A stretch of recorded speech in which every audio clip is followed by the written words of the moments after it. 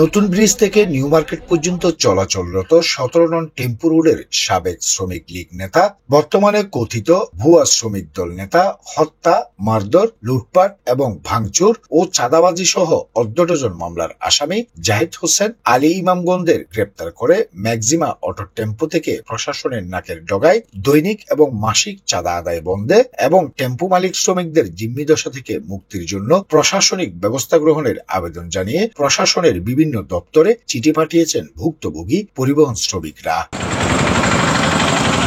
তারা জানান, ছাত্র আন্দোলনের পর স্বৈরাচার আওয়ামী লীগ সরকারের পতন হলে হঠাৎ করে কলস পাল্টায় আওয়ামী লীগের চাঁদাবাজ সন্ত্রাসীরা। বিএনপির কিছু নামদারি নেতাদের ছত্রছায়ায় থেকে নিজেকে বিএনপি পরিচয় দিয়ে একটি আওয়ামী লীগ সন্ত্রাসী চক্র অতর্কিত হামলা চালিয়ে 17 নং রোড দখল করে নেয়। ওই সময় ফ্যাসিবাদ আওয়ামী লীগ সরকারের চাঁদাবাজ টেম্পু জাহিদ ও সাবেক শিক্ষামন্ত্রী নওফেলের অনুসারী আলী ইমাম দলবল নিয়ে অসহায় শ্রমিকদের উপর হামলা চালায় এবং ভাঙচুর করে দোকানপাট, বসতি ও লুটপাট করে ব্যবসায়ীদের দোকান, অথচ তারা শ্রমিক সংগঠনের কেউ নয়।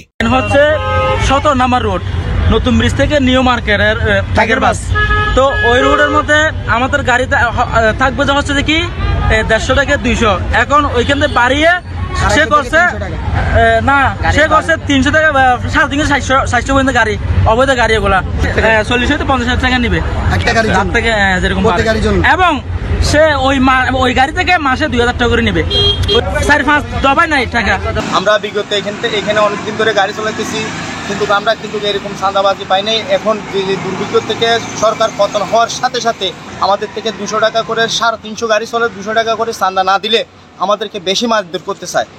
এবং এগুলোর সাথে লিপ্ত আছে চাঁদাবাজ আলী এবং মদত দাদা জাহিদ হোসেন। এরা দীর্ঘদিন ধরে একটা সিন্ডিকেট এই চাঁদাবাজি করে এভাবে চলতেছে এবং আমাদেরকে শ্বাসে মারধর করতেছে, টাকা না দিলে মারধর করতেছে।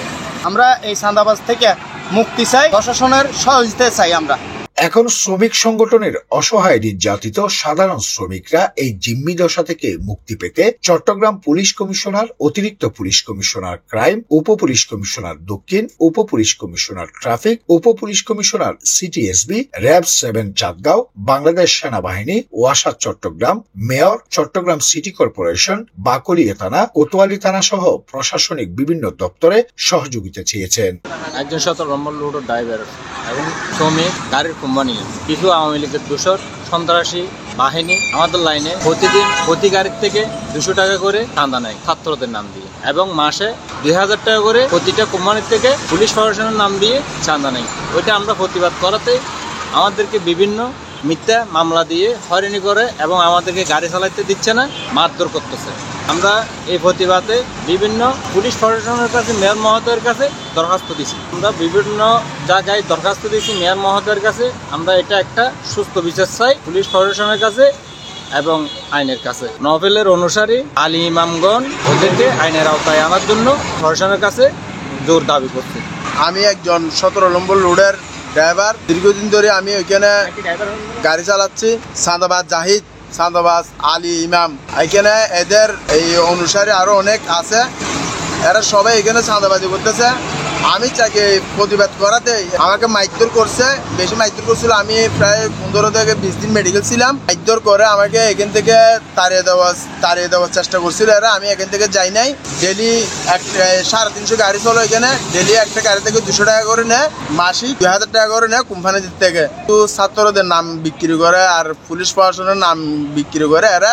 এই চাঁদাবাজ জাহিদ, চাঁদাবাজ আলী ইমামের এই বিরুদ্ধে এদের চাঁদাবাজি বন্ধ করার জন্য আমরা পুলিশ কমিশনার কাছে দরখাস্ত দিছি, মাননীয় মেয়র মহোদয়ের কাছে আমরা দরখাস্ত দিছি এবং বিভিন্ন পুলিশ প্রশাসনের কাছে আমরা দরখাস্ত দিছি। এটা এরা চাঁদাবাজি করাতে আমরা এটার সুস্থ বিচার চাই। অসহায় পরিবহন শ্রমিকদের ধারণা, সংশ্লিষ্ট দপ্তরগুলো যদি 17 নং রোডে অসহায় নির্যাতিত পরিবহন শ্রমিকদের রক্ষায় একটু সুদৃষ্টি দেয়, নির্বিচারে চাঁদাবাজির হাত থেকে বেঁচে যাবে শত শত পরিবহন শ্রমিক ও তাদের পরিবার। News desk, focus TV, Chittagong.